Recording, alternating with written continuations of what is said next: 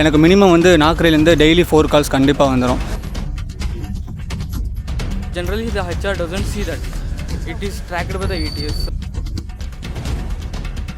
நம்ம ஜாப் டிஸ்கிரிப்ஷனில் கொடுத்துருக்காங்கன்றதுக்காக நம்ம ரெஸ்யூமை நமக்கு தெரியாத ஒரு ஸ்கில்லை போட்டோம் அப்படின்னா இம்ப்ரெசிவான ரெஸ்யூமுங்கிறது முடிஞ்ச வரைக்கும் சிங்கிள் பேஜ் ரெஸ்யூம். எக்ஸாம் வந்து நிறையா கேன்வான்ஸ் நிறையா டெம்ப்ளேட்ஸ் இருக்குது, அதையும் எடிட் பண்ணிக்கோங்க. ஒரு ஹெச்ஆர் டீமில் என்ன பண்ணுவாங்கன்னா, டு பி ஹானஸ்ட், ஒரு 4 பேஜ் 5 பேஜ் ரெஸ்யூம் யாரும் பார்க்கறது கிடையாது. என்னன்னா இப்போ ஃப்ரெஷர்ஸ் வந்து ரெஸ்யூம் கொடுக்குறாங்க கம்பெனிக்குன்னா அவங்க வந்துட்டு இந்தந்த விஷயம்லாம் மெயினாக பார்ப்பாங்க. இது மட்டும் கொஞ்சம் பார்த்துக்குங்க, இதெல்லாம் தான் மெயின் எசென்ஷியல்லாம் என்னவா இருக்கும். நமக்கு என்ன தெரியுமோ அது மட்டும் போடணும். நான் என்னோட கேம்பஸில் தான் நான் வந்து கம்பெனியில் வந்து செலக்ட் ஆனேன். அதில் வந்துட்டு நான் HTML, CSS, ஜாவா ஸ்கிரிப்ட் அதெல்லாம் போட்டேன். எனக்கு ஜாவா ஸ்கிரிப்டில் வந்து எதுவுமே தெரியாது. ஸோ அதுலேருந்து கொஸ்டின்ஸ் கேட்கும்போது வந்துட்டு என்னால் எதுவுமே இன்டர்வியூ ஆன்சர்ஸ் வந்து பண்ண முடியல. ஸோ அது வந்து ரிஜெக்ட் ஆகிட்டு இருந்தது. அப்புறம் ஸோ காலேஜில் பிளேஸ்மெண்ட் கோஆர்டினேட்டர் கேட்டு ஸோ ரெஸ்யூம் வந்து ஸ்டார்ட் பண்ணும்போது ஸோ என்ன தெரியும் எனக்கு வந்து சி ஜாவா மட்டும் தான் ஸோ ஃபைனல் இயரில் வந்து தெரியும். ஸோ சி ஜாவா மட்டும் போட்டு அந்த ரெஸ்யூம் அப்கமிங் இன்டர்வியூஸ்க்குலாம் எடுத்துகிட்டு போனேன். ஸோ அப்போ தான் வந்துட்டு கரெக்டாக சி ஜாவாஸ்லேருந்து அவுட் ஆஃப் ஏரியா எதுவுமே போகாமல் நான் என்ன ரெஸ்யூம்ஸில் போட்டிருக்கணும் அதில் வந்து மட்டும் கொஸ்டின் கேட்டாங்க. அன்றைக்கி தான் எனக்கு வந்து கிளிக் ஆச்சு. ஸோ அதுக்கு முன்னாடி வரையும் கஷ்டமாக தான் இருந்தது. இப்போது என்னோடய 2 இயர்ஸ் எக்ஸ்பீரியன்ஸ்க்கு அப்புறம் நான் ஜாவா போட்டப்போ எனக்கு மினிமம் வந்து நாக்ரிலேருந்து டெய்லி 4 கால்ஸ் கண்டிப்பாக வந்துடும். ஸோ ஒரு வீக்லியே வந்து பார்த்திங்கன்னா ஒரு 5 to 6 இன்டர்வியூஸ் வரையும் அட்டன் பண்ணலாம். லிங்க்டின்ல ரொம்ப ரேர். ஸோ ப்ரொஃபைல் வந்து அவுட்ஸ்டாண்டிங்காக இருந்தால் மட்டும்தான் வரும். ஸோ எனக்கு லிங்க்டின்ல வந்துட்டு வெரிசான் அண்டு TCS எக்ஸாவர் ஸோ இது 3லேயும் லிங்க்டின்லேருந்து எனக்கு கால் வந்துச்சு.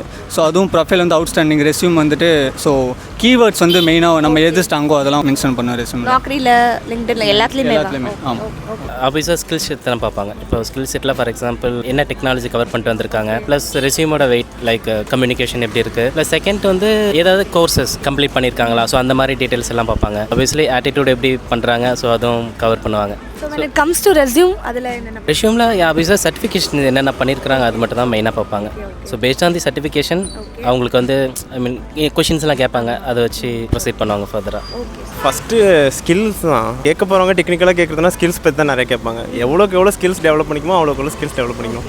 எதர் அது கோடிங்காக இல்லை டேட்டா பிரிக்ஸ் எந்த இதுனாலும் சரி, நீங்கள் உங்கள் ஸ்கில்லில் ஸ்ட்ராங்காக இருந்து இன்டர்வியூ போனாலே மோஸ்ட்லி சக்ஸஸ் தான். ஸ்கில்லில் எவ்வளோக்கு எவ்வளோ நம்ம ஆட் பண்ணுறோம் ரிஸ்யூமில் அதுதான் நமக்கு வெயிட்டேஜ். அதை தவிர சர்டிஃபிகேஷன்ஸ் எது பண்ணாலும் ஆட் ஆன் தான் எல்லாமே. ஸோ மோஸ்ட்லி இப்போ ஃப்ரெஷராக வரணும்னா உங்களுக்கு ஸ்கில் தான். அதுவும் ஆல்ரெடி மார்க்கெட் டவுனாக இருக்கிறதுக்கு ஸ்கில் இருந்தால் மட்டும்தான் இப்போதைக்கு வர முடியுன்ற நிலமை உருவாயிருச்சு ஐடியில். எந்த ஸ்கில்னாலும் நம்ம அதில் ஸ்ட்ராங்காக இருக்கணும். அவங்க கேட்குற கேள்விக்கு நமக்கு ஆன்சர் தெரிஞ்சு நம்ம கரெக்டாக சொன்னால் உள்ளதான் கரெக்டான template, not too much personal details. பேசிக்காக அவங்களோட interest, hobbies, technical projects, photos இருந்தால் ஃபோட்டோஸ் நல்லாயிருக்கும். அது நல்ல impression. To be honest, 4 page 5 page resume யாரும் பார்க்கறது கிடையாது.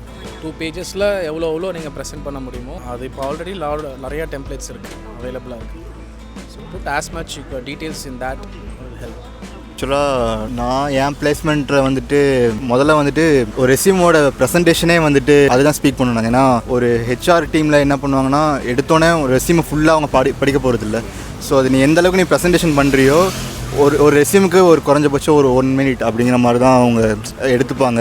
ஸோ அதுக்குள்ளே உன்னால் எவ்வளோ கன்வே பண்ண முடியும், உன்னை பற்றின எவ்வளோ ஸ்கில் நீ சொல்கிற அப்படிங்கிற மாதிரி தான் சொல்லுவாங்க. ஸோ முடிஞ்ச அளவுக்கு ஒரு 1 பேஜ் ரெஸ்யூமே ரெடி பண்ணுறீங்கன்னா பார்த்தோன்னே அது கொஞ்சம் அட்ராக்டிவாக இருக்கணும். அதே சமயம் உங்கள் ஸ்கில்லுமே வந்துட்டு 1 minute படிக்கும் போதே கன்வே ஆகிடணும். ஸோ அந்த மாதிரி தான் ப்ரெசென்ட் பண்ண சொல்லுங்கள். ஃபஸ்ட்டு நான் இது பார்க்க மாட்டாங்கன்னு சொல்கிறேன். கம்யூனிகேஷன் ஸ்கில் அவ்வளோவா பார்க்க மாட்டாங்க. உங்களுக்கு நார்மலாக இருந்தாலே போதும். நான் சொல்கிறது இன்டர்வியூவில் ரெஸ்யூமில் வந்து உங்களுக்கு என்னென்ன ஸ்கில்ஸ் தெரியுமோ அதை பேசிக்காக போட்டுட்டு உங்களோட செல்ஃப் இன்ட்ரோ அதை லைட்டாக கொடுத்துட்டு எஜுகேஷன் சின்னதாக போட்டுட்டு அதுக்கப்புறம் உங்களோட அச்சீவ்மெண்ட்ஸ் மிச்சம்லாம் பேசிக்லாம் வந்து 1 பேஜ் இருந்தால் எனக்கு தெரிஞ்சு அது இனஃப்னு நினைக்கிறேன். மோர் தென் 1 பேஜ் வேணாம் அப்படின்னு நினைக்கிறேன். இன்டர்வியூவில் அவங்க முக்காசி அவ்வளோ கம்யூனிகேஷன் பார்க்க மாட்டாங்க. ப்ளஸ் வந்து எல்லா ஃபார் எக்ஸாம்பிள் சீக்வலாக இருக்கட்டும், ஜாவா இருக்கட்டும், பைத்தான் இருக்கட்டும், எல்லாத்துலேயுமே வந்து உங்களுக்கு பேசிக்ஸ் தெரியுதான் தான் பார்ப்பாங்க. ஃபுல் டீப்பாக பார்க்க மாட்டாங்க ஃப்ரெஷர்ஸ்க்கு. ஸோ உங்களுக்கு ஈஸியாக உள்ள வந்துடணும். நமக்கு என்ன ஸ்கில்ஸ் தெரியுமோ அதை மட்டும் தான் நம்ம ரெஸ்யூமில் போடணும். இப்போ ஃபார் எக்ஸாம்பிள் நம்ம ஒரு டெவலப்பர் ரோலுக்கு அப்ளை பண்ண போகிறோன்னா அதுக்கு என்னென்ன ஸ்கில்ஸ் நமக்கு தெரியுமோ அதை மட்டும் தான் இது பண்ணுவோம். நம்ம ஜாப் டிஸ்கிரிப்ஷனில் கொடுத்துருக்காங்கன்றதுக்காக நம்ம ரெஸ்யூமை நமக்கு தெரியாத ஒரு ஸ்கில்லை போட்டோம் அப்படின்னா உங்களுக்கு அந்த ஜாப் கிடைக்கிறதுக்கான பாசிபிலிட்டி ரொம்ப கம்மி. அண்ட் தென் ரெஸ்யூமில் இருக்க வேண்டிய பாயிண்ட்ஸ் என்னென்னா உங்களோட strengths weaknesses and then the skills you have excelled அது மட்டும் தான் இருக்கணும். அது தவிர எதாவது போட்டிங்கன்னா you can't get the job. நௌக்கரியில் சில ஜாப்ஸில் வந்து ஹெச்ஆர் அவங்க மெயில் ஐடி கொடுத்துருப்பாங்க ஜாபோட போஸ்டிங்லேயே. ஸோ டேரெக்டாக அந்த ஹெச்ஆரோட மெயில் ஐடிக்கு நீங்கள் ரெஸ்யூம் ஃபார்வர்ட் லிங்க்டின்ல டேரெக்டாக அப்ரோச் பண்ணலாம். லிங்க்டின் ஆஸ் வெல் அப்படி தான் அவங்க இன்பாக்ஸுக்கு நீங்கள் ரெஸ்யூம் அனுப்பலாம். இல்லை மெயில் ஐடி கொடுத்துருந்தாங்கன்னா அதுக்கு நீங்கள் டேரெக்டாக மெயில் பண்ணிங்கன்னா உங்களுக்கு அந்த கால்ஸ் வர வாய்ப்பு இருக்குது. மஸ்ட் பார்த்துக்கணுன்னா அவங்க அன்வான்டாக எந்த கண்டென்ட்டும் போட தேவையில்லை. அவங்களுக்கு என்ன ஸ்கில்ஸ் இருக்கோ அதை மட்டும் போட்டாலே போதும். அன்வான்டாக வந்து 4 பேஜ் 5 பேஜ் ரெஸ்யூம் அதெல்லாம் சிம்பிளி வேஸ்ட் ஆகும். 1 பேஜுக்கு மேலே எதுவும் பார்க்க மாட்டாங்க. இன்கேஸ் அவங்களுக்கு ஸ்கில் செட் வந்து நிறைய தெரியும்னாலுமே அவங்களுக்கு எது நல்லா தெரியுமோ அதை அவங்க ஒரு ஆர்டராகவே வச்சுக்கலாம். ஸோ இந்த ஸ்கில் செட்ஸ்லாம் எனக்கு ஆர்டராக தெரியும், இதுதான் தெரியும். பட் தெரியாத ஸ்கில்ஸை ஆட் பண்ணுறது வந்து ஒரு பெரிய மைனஸாகவே ஒரு இடத்துல முடிஞ்சிடும். இன்கேஸ் அதுலேருந்து மேபி தே வில் ஆஸ்க். கண்டிப்பாக கேட்பாங்க. ஏன்னா நம்ம இம்ப்ரெசிவான ரெஸ்யூமுங்கிறது முடிஞ்ச வரைக்கும் சிங்கிள் பேஜ் ரெஸ்யூம். ஆக்சுவலாக ஃப்ரெஷர்ஸ் எல்லாருமே என்ன பண்ணுறாங்க, மல்டிபிள் பேஜஸ் வந்து ரெஸ்யூம் வச்சுக்கிறாங்க. அவங்க என்ன பண்ணுவோம், ஒரு சிங்கிள் ஷீட் எக்ஸாம் வந்து நிறையா கேன்வான்ஸில் நிறையா டெம்ப்ளேட்ஸ் இருக்குது, அதையும் எடிட் பண்ணிக்கோங்க. மோஸ்ட்லி வந்து என்னென்னா குறிப்பிட்ட ரோல் பார்த்து எடுப்பாங்க. நீங்கள் ரெஸ்யூமில் வந்து நிறையா லைக் குவிக் லேர்னர் அதெல்லாம் போடுறது வேஸ்ட்டு. சர்டிஃபிகேட்ஸ் ஏதாவது வேல்யூவாக பண்ணிவிட்டு அதை ஆட் பண்ணிங்கனாலே போதும். மோஸ்ட்லி எல்லாருமே வந்து வேறு டொமைன்லேருந்து தான் உள்ளே வராங்க, சர்டிஃபிகேட்ஸ் முடிச்சிருக்காங்க, அதை வச்சு உள்ள வந்துடுவாங்க. ஸோ நிறையா பேஜஸ் இல்லாமல் சிங்கிள் பேஜில் போட கரெக்டாக இருக்கும். எம்எஸ் எக்ஸல் பவர் பாயிண்ட் அது ரிலேட்டடாக எல்லாமே இருந்தால் கொஞ்சம் பெட்டராக இருக்கும். நெக்ஸ்ட்டு சிஸ்டம் டெவலப் நாலேஜ் பற்றி மோஸ்ட்டாக இருக்கணும். இதெல்லாம் கண்டிப்பாக ரெஸ்யூமில் இருக்கக்கூடாது. அப்படின்னா ரெஸ்யூமில் இருக்கக்கூடாதுன்னா அன்வான்ட் திங்ஸில் இருக்கக்கூடாது. அதாவது நான் இங்கே ப்ரொடக்ஷனில் ஒர்க் பண்ணாலே மோஸ்ட்டாக ப்ரொடக்ஷன் ஃபீல்டில் தான் போகிற மாதிரி இருக்கும்.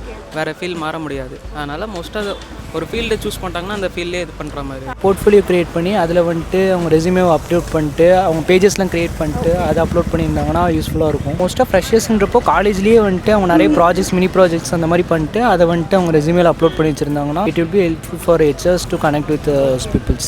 While coming to the applying in the online, generally the HR doesn't see that. It is tracked by the ATS. From my peers and seniors I got to know this one. Because there need to be only a single plain Word or type document. So that ATS is a computer, right? It cannot understand that Canva designs and all by like changing into machine language. That's why if we type in a plain text and all in a very decent one, which it is not seen by the HR, right? It only need to be consist of our required skills.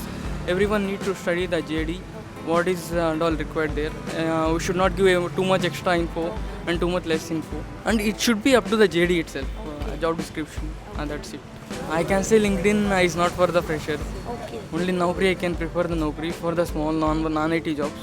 For the IT jobs, you need to search in the career pages of the companies and apply. If we in the Naukri, we can't get the high profile jobs and all.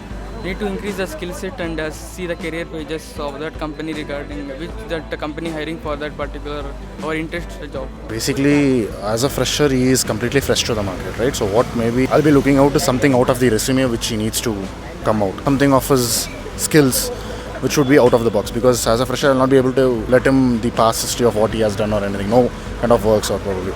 First scrutiny is probably if he has done some solid internship, probably I would like to take or assess his internship where he would have put his best efforts and try to analyze what skills can be utilized and would be able to map it accordingly to the job role which he has applied for. That will be the first thing. And second is the family background. This is most important of it. The third is willingness to work. So you should be kind of a person who should be both mixed of smart and hard work. So right now it's the era of both smart and hard work which is required than the hard work, right? So that's the most critical thing which I'll do. We will be look about whatever the extra curricular activities they have done, so that we will look. And also basically you will ask question about the extracurricular activities also. Yes, that one. And also what is their interesting and any specific to the, if we are looking for the developer, we will look about the specific language which they will be capable. Based on that we will proceed for the next steps. And what about LinkedIn and Naukri? Can you just share your as per my suggestion, we are looking for the Naukri website. So what are the things that they must need to do? So the main thing is the resume, they has to be updated. What is their requirement? Some basic things should be there in the resume. That is our expectation. Java தெரியும், Java கொடுத்துருந்தேன், அப்புறம் data base கொடுத்துருந்தேன், அவ்வளோதான். அதனால அதாவது என்ன தெரியும் கொடுத்துருந்தேன். ஆமாம், ரொம்ப சிம்பிளிஃபையாக நீங்கள் கொடுங்க. அதான் மல்டிபிள் பேஜஸ் போகாமல் சிங்கிள் பேஜ்லேயே முடிச்சா ஈஸி. இது மட்டும் கொடுக்காதீங்க, இது மட்டும் தயவுசெய்து ஆட் பண்ண தேவையில்லை அப்படின்னா என்ன தெரியாததான் ஆட் பண்ணாதீங்க. அவங்களுடைய extra curricular activities academics. And apart from that, mostly what they are doing, what is the basic knowledge they are having in technology ways. Okay. So technically எந்தெந்த விஷயத்தில் எக்ஸல்ட்டாக இருக்காங்க? டெக்னிக்கலாக ஏதாவது ஒரு டெக்னாலஜி ஓகே பேசிக் தெரிஞ்சிருக்கணும், basic needs. Okay okay sir, thank you.